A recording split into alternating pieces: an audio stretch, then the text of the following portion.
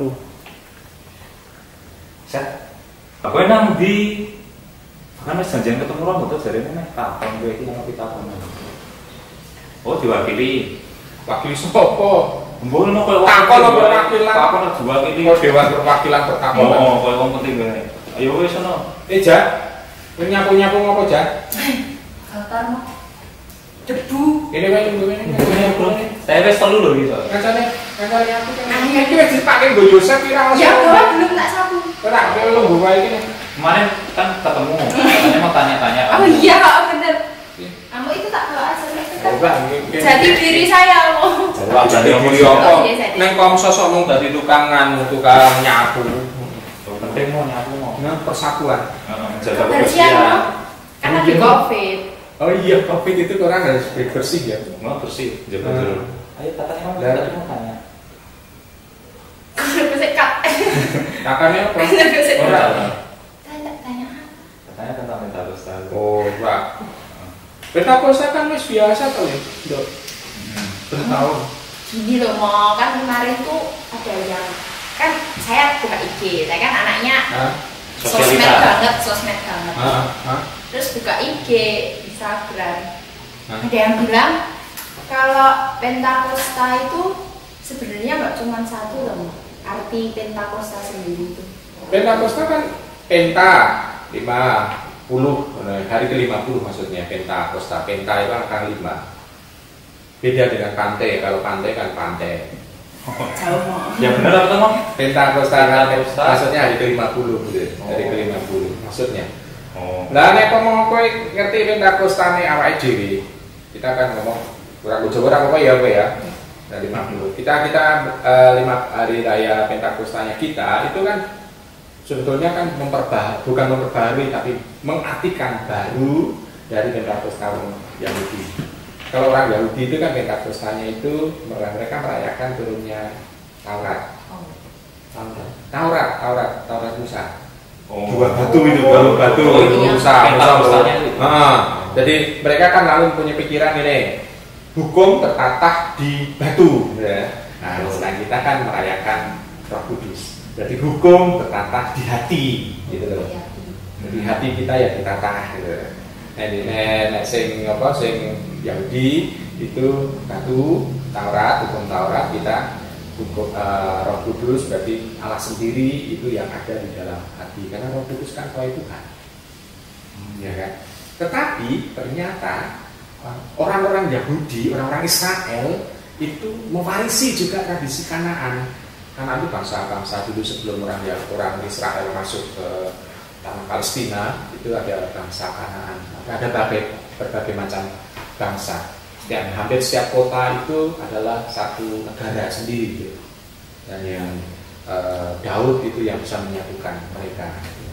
Nah, mereka ternyata mempunyai hari raya sesudah panen, penutup panen gitu, tutupan panen.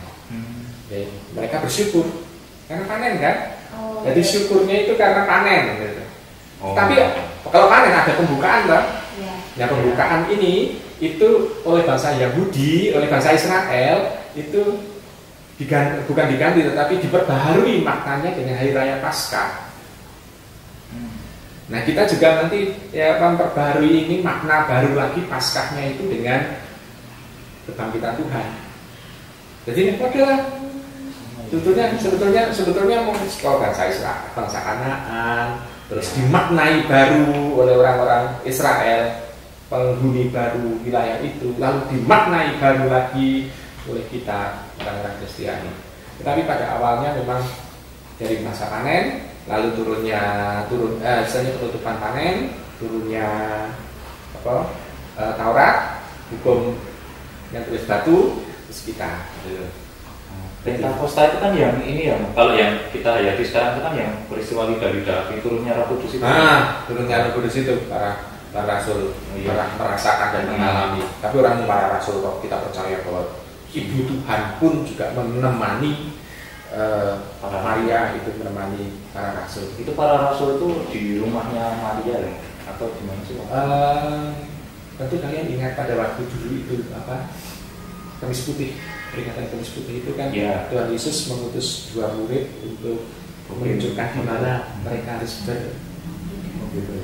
perjamuan itu kan. Nah, perjamuan maksudnya itu senakel, dan itu menjadi tempat ternyata, menjadi base itu, dan itu dipercayai oleh gereja sejak awal bahwa itu juga mereka mengalami Roh Kudus di situ. Mereka tetap berkumpul di rumah itu, di lantai 2. Ya. Jadi rumah penghuninya di lantai bawah, terus mereka ada di lantai 2. Sehingga kalau mereka kumpul-kumpul, orang ngomong sih dong ngerti. Kan mereka kan dalam keadaan takut. Sampai Pentakosta itu masih takut ya? Takut, mereka takut. Kenapa? Karena guru mereka sudah dibunuh. Nah, mereka sendiri sebagai muridnya, lalu dialek Galilea ini orang bisa dihilangi kan? Ya kue mau neng di neng kue misalnya kue mau Banyumas, neng Yojo, bisa ngilangi Banyumas sih? Nah, di Jogja aja tetap kayak gini. Dewi ya. Nah, ide nyong deh itu susah emang. Ngomong lo gue kecatat malah dilatih. Lah ya Raisa, Nggak bisa ya. Raisa logat tidak bisa, maka mereka merasa bahwa kalau mereka keluar Nggak pede. tidak konangan, Oh iya benar. konangan, karena diajari. Maka Petrus itu kan gampang dititeni oleh penjaga yang itu, kenapa? Karena dia ngomong, bukankah kamu orang Galilea?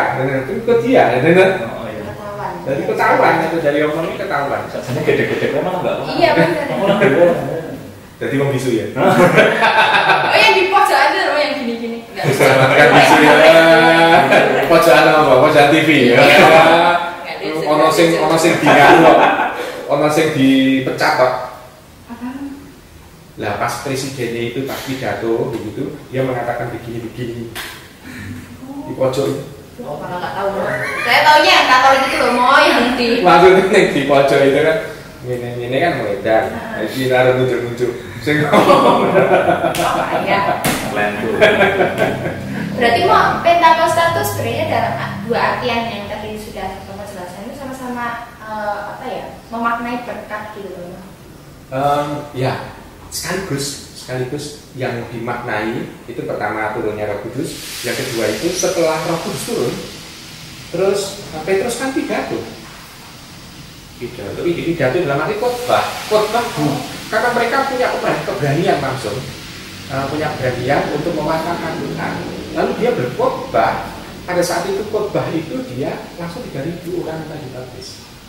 Nah, karena 3.000 orang minta dibaptis itu, pada saat itu gereja itu merayakan ini kelahiran gereja. Karena kita kan anggota gereja, Iya. syarat menjadi anggota gereja apa? Baptis. Iya kan? Hermo tak jawab perempuan itu. Lah baptis kan? Jadi siapa? Saya gini, para rasul menjadi pengikut Tuhan dibaptis ora? Kasus nggak nyatet. Iya sih. Ya kan? Jadi pengikut Tuhan Yesus dibaptis ora?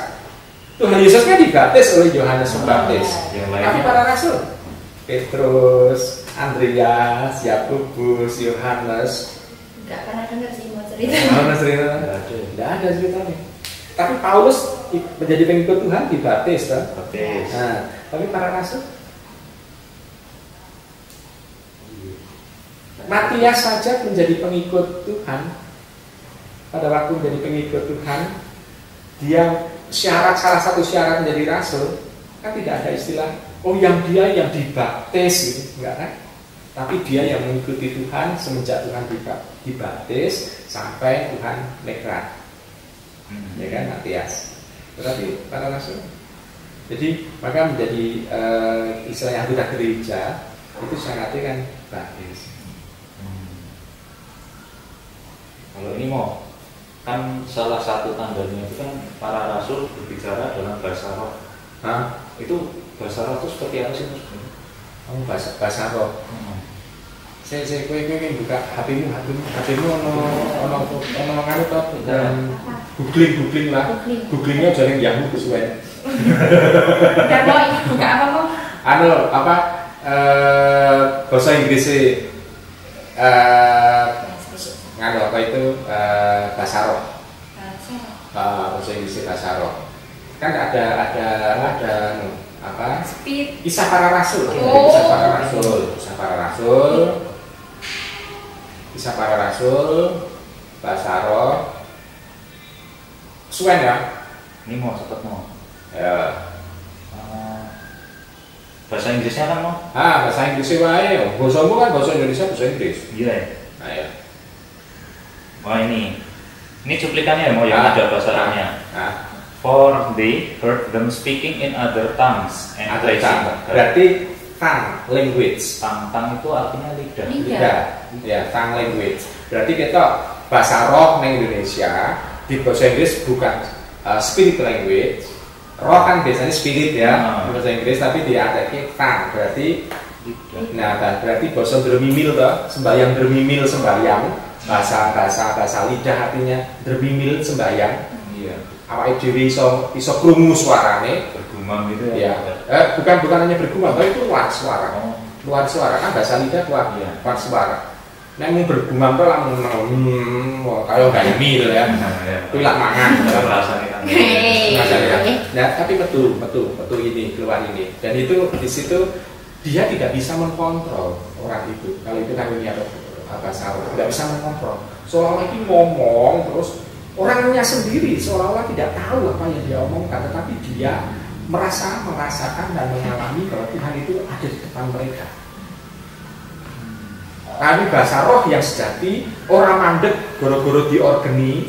Kadang-kadang ada orang pas doa bersama, lalu organnya mandek kok bahasa roh ya mandek, ora mungkin toh ya.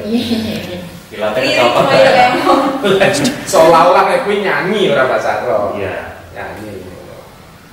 Berarti kalau dari kita sendiri tuh ada apa ya, pendalaman bahasa rohnya gitu ada? Bahasa roh itu karunia yang diberikan perorangan.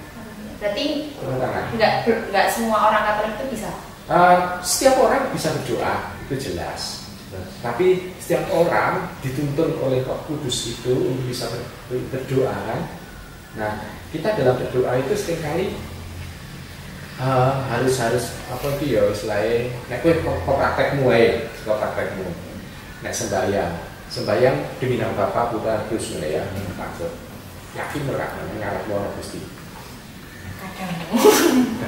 Nek jujur rasa merinding berarti ada. Kalau saya itu takut nek ono Gusti ditinggal merem apa tinggal melek? Saya kalau sembahyang melek itu nggak fokus mau. Iki apa itu? Kalau saya malah melek. Beda-beda ya. Kalau merem malah bayangin yang lain. Nggak fokus. Beda loh. Saya kalau merem malah kelingan tugas-tugasan. Nah, karena ada keyakinan dalam doa itu pas demi nama Bapa, Putra dan Roh Kudus. Kita punya keyakinan Tuhan itu hadir gitu. Ya kan? Nah, orang murid itu pun juga pada waktu dia mengalami Pentakosta, dia merasakan Pentakosta Tuhan, Roh Kudus ada, lalu timbul keberanian. Di situ tampak bahwa mereka merasakan dan mengalami panggilan Tuhan. Tuhan sendiri yang memilih mereka. Jadi lidah-lidah api, simbolnya lidah-lidah api kan? Lidah-lidah api itu kan menjadi simbol semangat. Karena kalau kita melihat Roh Kudus itu kan sejak awal lidah api itu kan salah satu simbol aja. Jadi ada simbol yang lain misalnya itu Tuhan Yesus dibaptis, ada burung merpati. Waktu itu juga harus membaptis memberikan kesaksian akhirnya burung merpati melayani di udara. Roh Kudus, simbol Roh Kudus, sehingga sampai sekarang kan banyak orang membuat simbol Roh Kudus itu burung merpati. Lalu Pentakosta lidah-lidah api itu melihatkan semangat, aspek semangat. Kalau burung merpati kan aspek damai, orang damai, berdamai dengan dirinya sendiri dan berdamai dengan lingkungannya. Burung merpati. Kalau simbol-simbol apa lidah-lidah api itu kan lebih semangat, berkobar-kobar semangat. Jadi lidah-lidah api memperlihatkan bukan panasnya, tetapi semangatnya. Maka Petrus pun juga bersemangat untuk berkhotbah sampai 3.000 orang dibaptis. Jadi itu sehingga gereja mengklaim sampai sekarang. Sampai kata saya itu ada ulang tahun gereja seluruh dunia. Yang dipimpin oleh Petrus. Maka pemimpinnya adalah Petrus. Dan sedangkan kita mempunyai Paulus adalah pengganti Petrus. Itu. Lalu yang berikutnya adalah kita melihat simbol yang lain itu Tuhan Yesus pada waktu dia mau berpisah dengan murid-muridnya sebelum dia mereka ke surga, dia menggembusi para murid dengan nafasnya, menggembusi. Lalu dan Yesus mengatakan, terimalah Roh Kudus. Berarti simbol yang ketiga adalah nafas. Nah kalau nafas Allah berarti tanda seperti dulu kita diingatkan. Diingatkan apa? Pada saat Tuhan itu menciptakan Adam. Oh iya. Adam. Ya. Jadi Tuhan kalau jadi membuat Tuhan seperti tukang tembikar gitu ya. Membuat wis digawe. Aku tidak tahu apakah Tuhan pada saat membuat Adam itu gawe udel apa ora kan gitu ya. Ya karena udel kan tanda bahwa dia dilahirkan kan. Iya. Dia gawe udel ora ngerti aku. Tapi untuk menghidupkan itu yang dari hidup di tanah itu, yaitu dengan nafas dia mengimbusi, ada kehidupan. Berarti tanda Roh Kudus adalah menghidupkan kan, tanda kehidupan, menjadi ciptaan yang baru. Nah kalau kita sudah hidup diimbusi oleh nafas Allah, berarti tanda bahwa kita menjadi ciptaan yang baru. Ciptaan yang baru yang bagaimana? Yang berbeda dengan manusia lama kita. Gitu. Nah, itu kan simbol-simbol seperti itu kan jarang dikemukakan. Pokoknya kalau zamanmu, zaman saiki, saumuranmu kok serius, buka-buka, kira potong. Kadang kalau kowe kanca-kancamu, pokoknya saya penting apa sih diomongke romone lho. Pokoknya romone coba, baca coba. Karena bisa ditakoni romone, hobinya apa? Bambu bae. Iya. Aku keturun nih. Bener di gereja itu tempat biasanya bubuk iya, paling nyaman gitu loh, mau udah adem banget. Kamu sudah mempraktekkan sabda Tuhan. Datanglah kepadaku kalian semua yang lebih lesu. Berarti nggak salah ya? Nggak salah, lebih lesu. Berarti kan ngantuk, turu ya. Genaplah nas yang tertulis ya. Tapi ini kan kita untuk menjelang Pentakosta itu kan ada novena ini ya, novena turunnya Roh Kudus. Nah biasanya kan kita diadakan di gereja sekaligus misa. Otomatis kan sekarang diadakan pribadi di rumah. Pribadi di rumah dan gereja yang kita menggunakan kalau misa online, bisa novena. Kita doakan, tapi kita ambilkan doa yang paling singkat. Ya. Itu apakah kalau novena itu harus dilakukan 9 hari berturut-turut di jam yang sama? Kita berangkat dari kata novena. Dari kata nona, itu dari bahasa Latin ya. Nona, artinya 9, berarti 9 kali doa. Nah kita kebetulan setelah Tuhan Mikrat sampai ini Pentakosta itu setelah itu ada 9 hari menunggu kan. Nah 9 hari maka ini kita bisa melihat ada 9 kesempatan untuk berdoa. Nah maka ini karena 9 disebut novena. Jadi doa. Dan kita sebetulnya supaya orang lebih dalam novena itu pemahaman mengenai kehadiran Roh itu mulai diingat kembali gitu, mulai di refresh, mulai lagi mengingat Roh gitu loh, Roh Kudus. Kan kita punya Allah itu dalam Kudus Bapa, Putra dan Roh Kudus. Kadang kita berjujur, itu paling oke sembahyang dosa kok Bapa dan Yesus atau Roh Kudus? Apa Maria? Maria juga, Bapak dan Maria. Iya, tetapi Allah Roh Kudus seringkali menjadi enggak apa-apa orang. Enggak dekat sih kan ya. Karena kenalan akan Roh Kudus itu tidak menjadi semacam pewartaan khusus itu, diwakafkan secara khusus itu. Sehingga kita jarang menyapa Allah Roh Kudus. Nah kita diingatkan sebenarnya dalam novena itu tentang Allah Roh Kudus. Dia yang sebetulnya menghidupi kita. Dan wahana Allah Roh Kudus itu bukan hanya gereja, tetapi itu berarti orang-orang sekitar. Sekarang gini aja, ambil contoh ya. Kalau kamu melihat ada baptisan dewasa, kok dia mau untuk dibaptis goro-goro?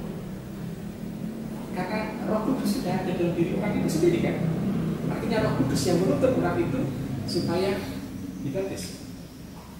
Berarti kelihatan kalau Roh Kudus berkarya itu ya di kalangan mereka, di kalangan orang-orang bukan Katolik pun itu juga berkarya. Lalu juga kita mengakui adanya keselamatan di luar gereja. Yeah. Kenapa? Karena orang itu juga mengalami dampingan Roh Kudus sehingga orang itu berbuat baik.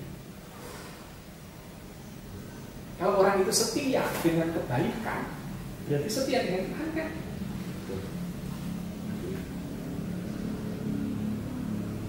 Berarti harus didoakan di jam yang sama gitu apa?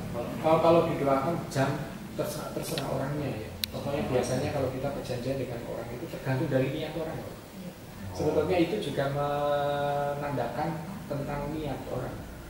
Saya mau kesetiaan orang berdoa. Yang penting 9 hari. Nah, yang jelas adalah 9 kali. 9 kali. Nah, berarti kalau misalnya kan saya pernah itu 9 nominal itu. Terus kan saya punya teman. Terus teman saya itu nyuruh kalau misalnya saya udah mulai jam 11 ya 11 terus nyampe 9 hari. Nah, suatu hari saya apa ya? Tiduran. Bukan. Saya kayaknya jangan. Ya, terus nggak novena. Nah, terus lupa. Aduh, jam 11 sudah jam 11 lewat gitu. Terus gimana mau itu? Apa boleh langsung disusul atau gimana? Nah, makanya saya tadi mengatakan yang penting itu niatnya. Terus 9 kalinya itu tidak berubah harinya, tidak berganti harinya. Jadi terserah orangnya. Jadi kita harus melihat bahwa hidup kita itu seperti prinsipnya Santo Benedictus, ora et labora, orang berdoa dan bekerja. Kita hidup itu tidak hanya melulu berdoa tapi juga bekerja. Nah, bekerja kadang-kala ya kita kadang-kala fokusnya bekerja itu, tapi dalam rangka doa pun juga bekerja pun juga dalam rangka doa itu juga. Jadi di situ kita tidak bisa memisahkan. Oh, aku pas yang jangan ini Gusti dong. Masalahnya orang Gusti, orang yang Gusti. Dia Gusti dia anak. Nah, berarti saya masih dilindungi dan saya masih sadar gitu. Itu yang bekerja. Iya, masih nggak tahu. Iya. Jadi kita bisa melihat bahwa ini Roh Kudus itu dengan 9 kali itu supaya ada kesetiaan dan kita diperkaya, diperdalam. Itu sudah. Ngomong-ngomong si Yosef itu si bentak orang. Bagaimana? Dia nggak bisa kayak baru nunggu. Indigo. Mungkin dia sedang berdoa novena juga. Supaya ada terpasang dengan lancar. Dan kita berdoa supaya jenggotnya dikerok. Nggak perlu kulit-kulitnya. Itu ada kebersihan. Nah, itu loh. Gimana? Ada mau ditanya lagi nggak? Apa enggak? Tadi kan Mas Dimas tuh sempat waktu itu tadi siang itu bahas tentang itu loh, mau semak apa Mas? Oh, semak berduri ya, tanda kehadiran. Itu juga ada kaitannya sama Pentakosta nggak? Enggak. Itu panggilan khusus Musa. Oh iya. Musa. Karena Musa kan pada waktu itu kan belum sadar siapa yang diutus. Lalu belum ada semacam pemahaman siapa Allah. Karena pada waktu dia hidup di Mesir lebih banyak dia berhubungan dengan dewa-dewi Mesir kan ya, karena di istana. Sehingga relasi dengan orang-orang Yahudi kan kurang.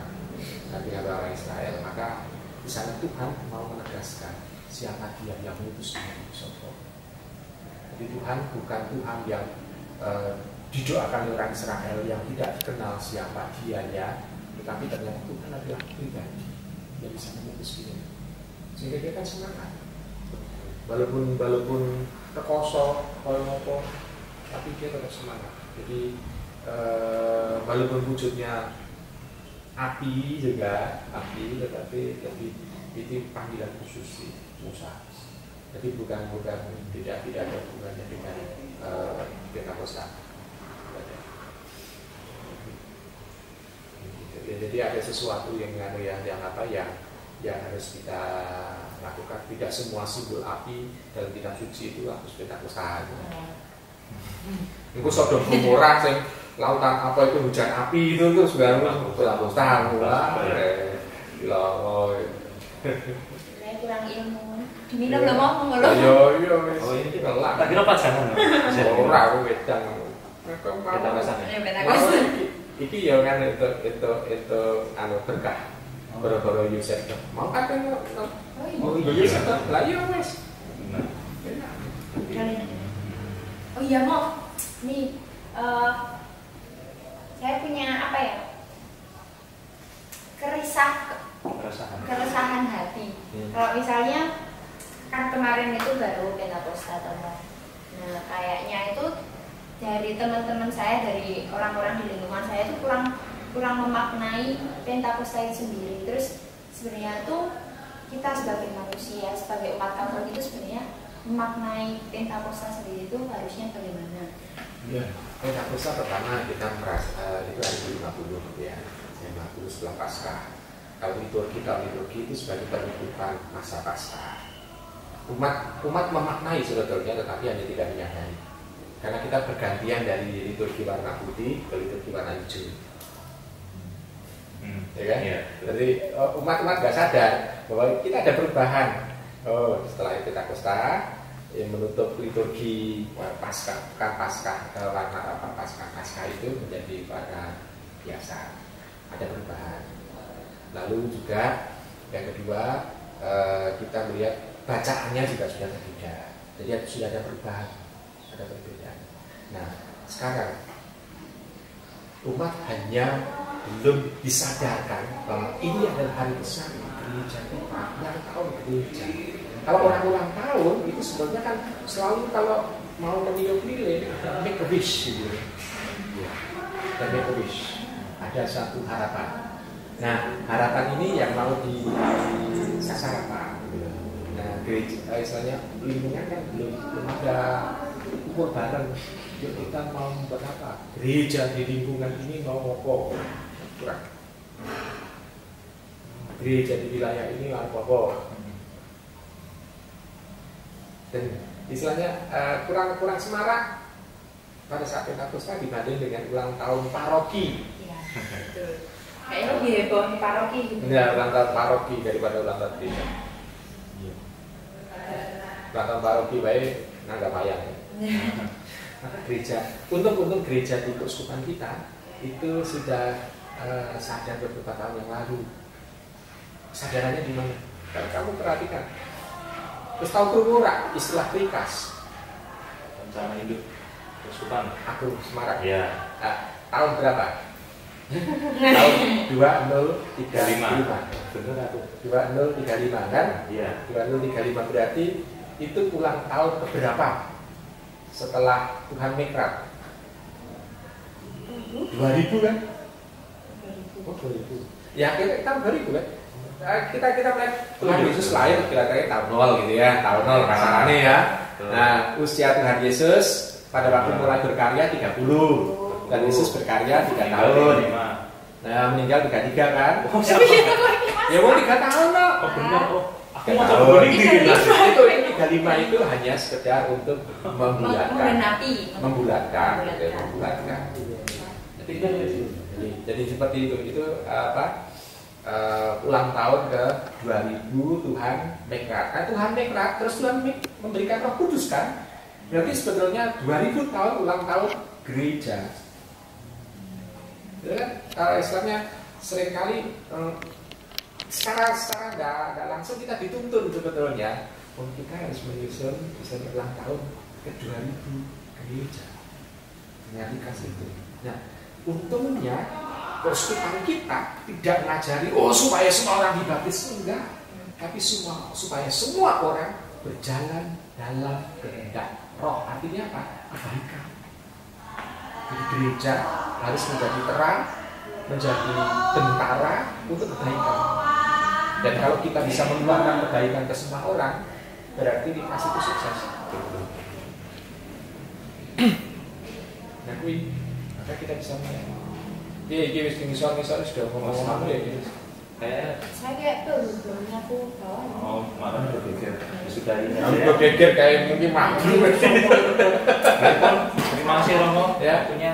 Ya wes ini di ruang perpustakaan. Jadi nanti kalau kamu butuh bacaan, ada bacaan. Ini ada konan. Nah, itu komik barang itu komik liyane yo. Ning ono buku manajemen barang. Wis. Nggih pun masih ya, ya, wis salaman nggih. Yo, ora usah salaman, ora salaman aku tak ngontek wedang sik. Aku yang ngontek wedang. Aku jentak bujuk. Aku nggih. Nyapu sik. Oh iya, masa ora oleh. Makasih ya, Mo ya. Tetap sehat, Mo. Wis pateni le.